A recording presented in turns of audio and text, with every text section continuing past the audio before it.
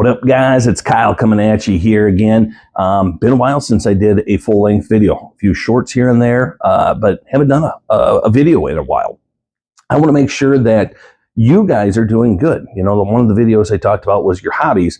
Well, I'm going to show you a hobby, which I already did. I showed you that I love to roll smoke. And no, I'm not talking about rolling your smoke that's in some states legal. Trust me, I'm anti that. And I'm not even talking about rolling tobacco cigarettes because I'm anti against that. I'm talking about throwing some smoke out of my smoker out in the back here. And the reason is some things came up. Some things that made my mind go in circles. And I went, you know what? I got to roll smoke. I got to get my mind off of life, if you want to put it that way. Got to deal with life. I'm not going to just give up on life. But I need something just to, whew. Bad Boys 2, they always talk about woosahing yourself. I need to, I wonder if that's a copyright. YouTube will take it down if they don't like it. That's on them, not me. But I got to woosah myself here. It's not bad. I'm going to tell you, it's not like I'm stressed out. I'm not hiding in the closet because of it. But life happened. So I want to roll smoke. And I want to pass along to you a recipe that I got from a coworker. I don't want to use his name. I really probably should start making waivers like, hey, do you want your name said in my YouTube videos? But until then, I'm not going to use his name. We're going to use the word coworker. But it's a poor man's brisket. You're basically taking and I always get these mixed up here, a chuck roast, and doing it just like you do a brisket. And so I want to show you what I do. Super simple. Low and slow is the game when it comes to rolling smoke. But I want to show you what I do, that if you're into smoking, maybe you're not into smoking, but want to get into it, that you might be able to take this forward and make it for yourself. I'm going to tell you, it cooks in, I would say, less than half the time of a brisket. If you've ever done a brisket before, oh my goodness, those are like a 24-hour smoke. Love doing them. There's a lot of commitment there. The coworker of mine thinks there's more flavor that comes out of it. I'm not going to disagree with him one bit. And it's a fraction of the cost. I just stopped at Fairway here today.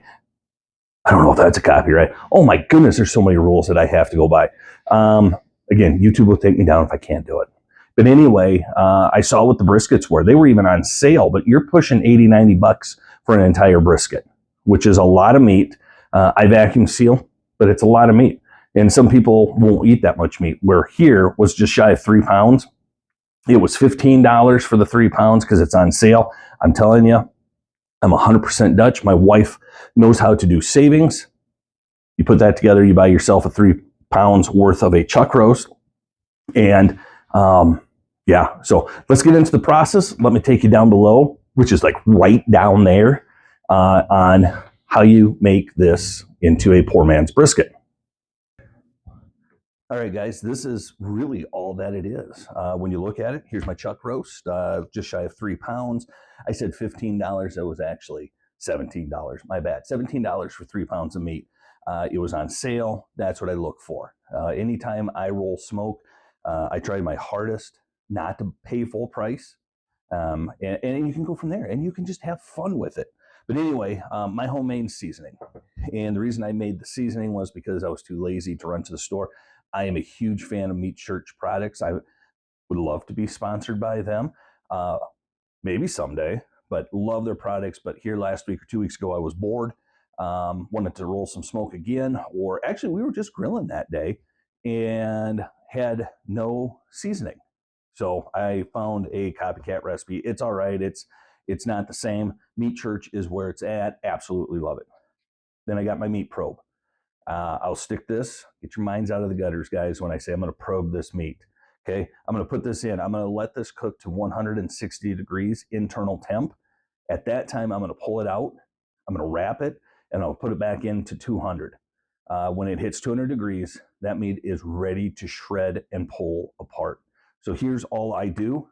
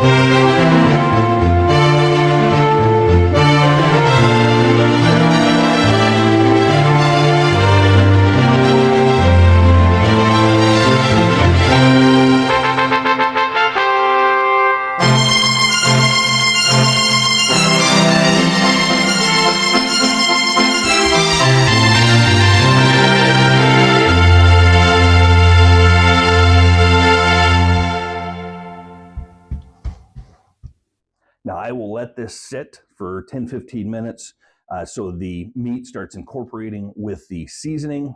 Should start giving it a like a wet look to it, and that's just the moisture soaking up. You don't want to let this sit too long. If you let it sit too long, and that goes for your pork, that goes for your beef, your chicken, it'll actually dry it out. So let's get this sucker on the smoker at 225. We're going to check back here later and see where things are at. We're going to get the meat probe in. You want to try to get that in the center, like that there. So let's get this smoke rolling. Let's get supper going.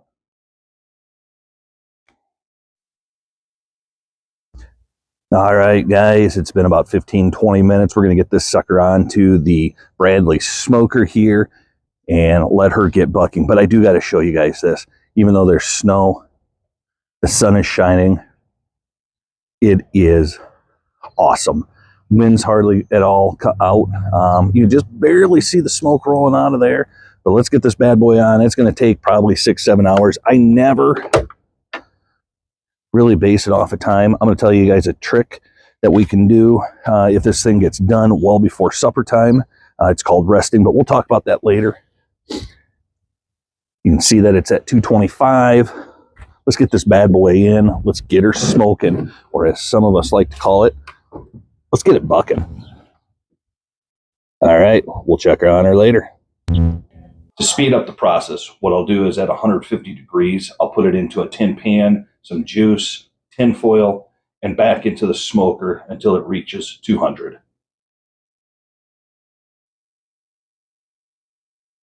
All right, guys, here we're back. It is about 2 o'clock in the afternoon, so this actually only took about 5 hours. I thought 6 or 7. So you can see my internal temps at 198. So since it's 2 and we don't eat the early bird special, I'm going to give you guys the first trick that I do. Now, she's coming down just a little bit, but it's at 222 now. I dropped my temp down to 180 degrees. I'm going to do this probably for the next hour or 2, maybe an hour and a half, 3:30.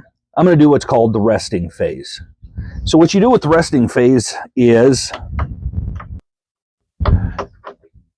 you take it out of the smoker and you go ahead and you put it into a cooler filled with towels. The smaller, the cooler, the better that you can get your product into is the way to do it. That is so you have less air, I guess, that could cool it off. But you're going to chuck towels down below. You're going to put your tinfoil pan in there, and then what you're going to do is put more towels around there, and you're going to shut it. You always want to rest your meat, which is the best way to make the most tender chunks of meat that you can imagine. If you want to do it with your pork butts, doing it with the poor man's brisket, you can do it with a brisket. I'll do it with the pork loin, but I'll rest it. So, like I said, we're going to give this here another hour or so at a very, very, very low heat. Because of that juice, because of that liquid that's in there, I'm not too worried about it drying out here. So let's give it a little bit here. We'll put it in, it's resting, and then we can shred, and then we could probably eat. All right, guys, we took that brisket off. I use the word brisket because this is the poor man's brisket. This is not the brisket, it's the poor man's brisket. We took it off at 205. In fact, I think I took it off at 200, and it actually climbed to 207. It's been resting now for the last hour or 2. We're about ready to shred it. It is going to be delicious. If you take a look at it, you'll see how it looks. And it's going to taste, I'm sure, just as awesome as it looks here. So, guys, that seriously is the easiest way and the cheapest way to do a meat that's just like a brisket. Like I said earlier in the video, going to Fairway, and honestly, I forgot to mention this, that brisket is actually cheaper than the roast. But the thing is I don't need 13 pounds of brisket to smoke. I can just do the roast. So back to that coworker, I can't thank you enough for giving me this suggestion, this thing to smoke. I love it. We love it. We appreciate it. But guys, really the moral of what this video is for is that you guys make sure that you find your hobbies. Like I said, we got some things on the plate, some things that my mind was wrapped around that I couldn't get over. I know that I needed to roll the smoke.